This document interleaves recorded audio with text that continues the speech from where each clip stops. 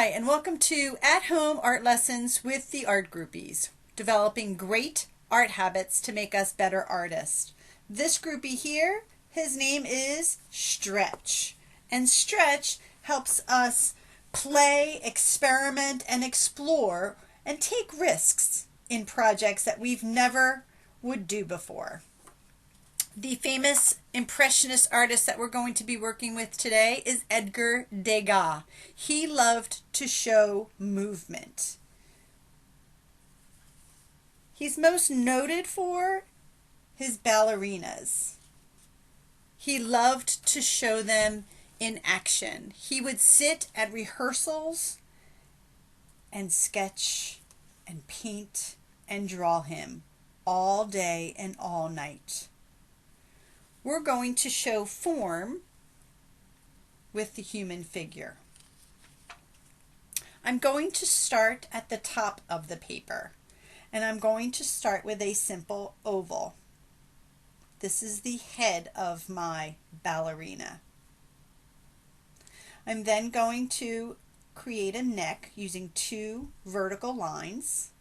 The neck needs to be thick. It's holding up a very large head, and it's not to be thin like a lollipop stick. Nice and thick. The next thing I'm going to do is I'm going to create a line coming out of the neck horizontally, but then I'm going to have it go and reach up and above the head. And I'm going to draw a line for the ballerina's hand, and then I'm going to come back to where my line started from. Same thing with my next arm. I'm going to come up, have the hand outreach above her head, come back down, and voila. They're like lines that are following the leader, but the arms aren't sticks. There's bones in here with muscles, and so I made them a little thick, not too thick, about the thickness of your finger or maybe even the thickness of a crown. Now I'm going to start with the torso.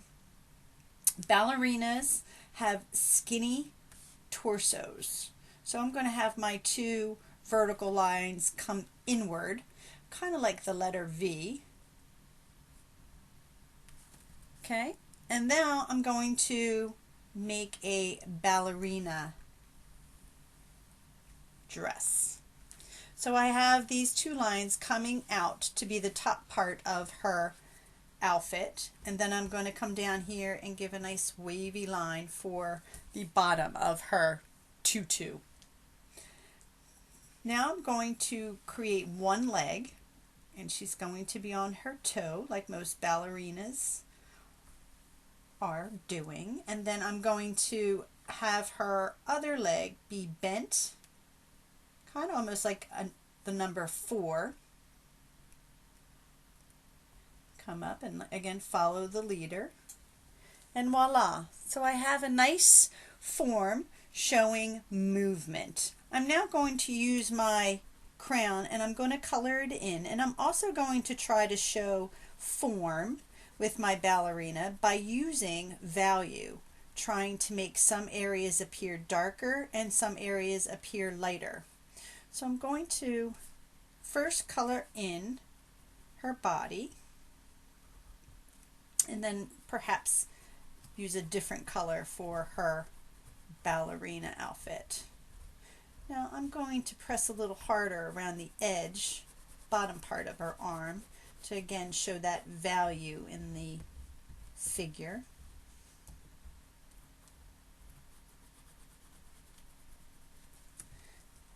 No need to worry about making fingers or adding too much detail. You don't even have to worry about making her face, because again, he was drawing the impression of movement, not really concerned about details and exactly what she looked like.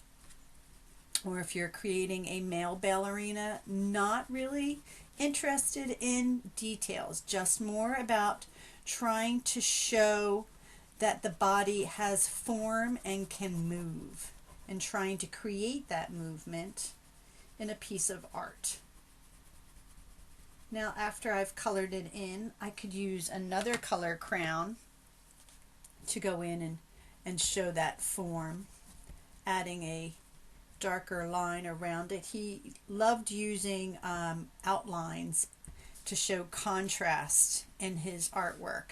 It was a famous Japanese technique that he thought really enhanced his artwork and would enhance the ballerina as well.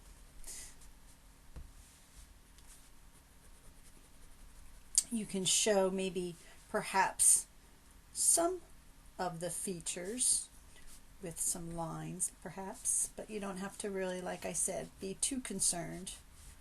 It's more about movement.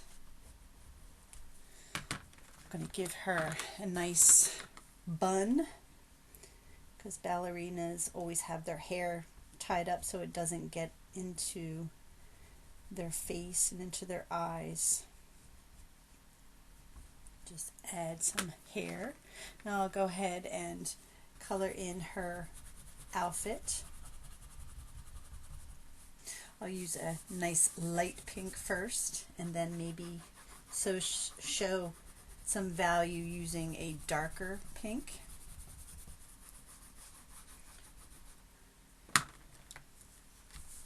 And again, I'm just using some simple crowns. He liked to use chalks. He also liked to use pastels. He would take his pictures back with him to his studio, and he would take his ideas and make them into paintings as well. But sometimes his chalks forms were just beautiful, and the colors that he was successful in creating were just brilliant. So again, I'm using the different shades and tints of some colors to create that value feel and to try to help make it appear that my ballerina is moving. Okay, I'm also now going to create a background, and he would do this not by using a horizontal line that would go horizontally, but he created a different feel, and he would use diagonal lines. And the diagonal line was still the same representation. It would still show where the wall would meet the floor, just not in a horizontal way. He tried to show space differently, and he would then color in his background as well. And he again would use different colors to create a different contrast or value of colors as well, taking his time, making sure you cover up all that white. And he would even show shadows of the ballerina dancer on the floor and on the wall, and that would help in creating that movement in his pieces. So first we're just going to lay out the colors. Perhaps you want to try and work in a different color as well. I'm going to keep my crown going in the same direction vertically. Most artists don't really change their line. It makes for a nice smoother piece if all of your lines are going in the same direction.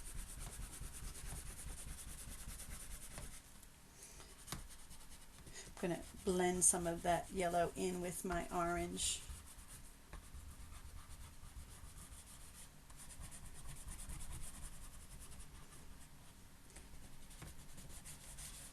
He also did racehorses.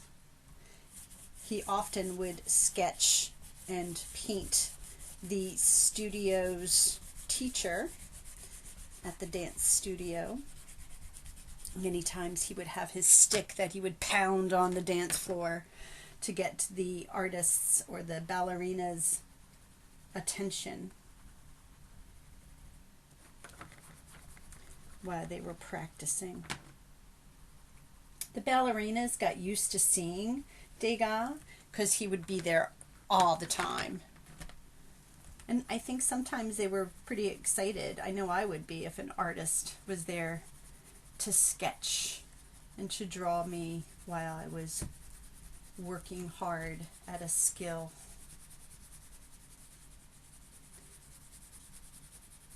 And again, don't be afraid. Try to be an experimenter with colors,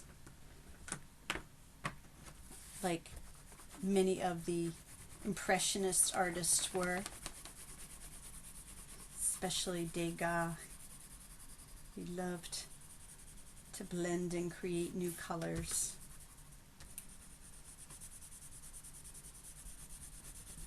So he didn't go outside that much. He went outside maybe a few times to do the horse racing, but most of the time he found it quite peaceful and calming, and to sit and watch the ballerinas dance and create that beautiful movement in his art.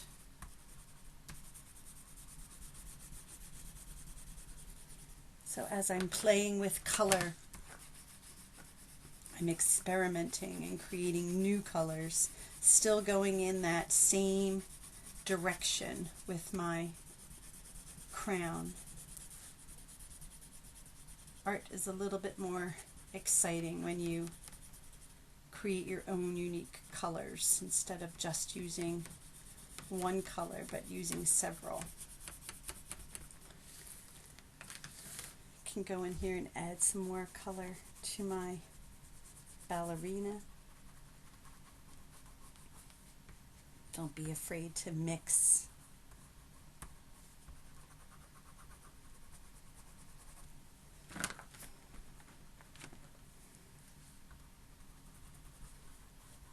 So after he would get done his art, he would then, like I said, use that Japanese inspired technique and use a dark color, black even,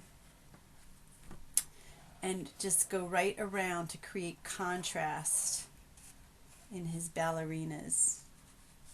You don't necessarily have to outline the whole piece. You can just outline certain sections. Creates that beautiful contrast. It makes certain areas pop when you look at them.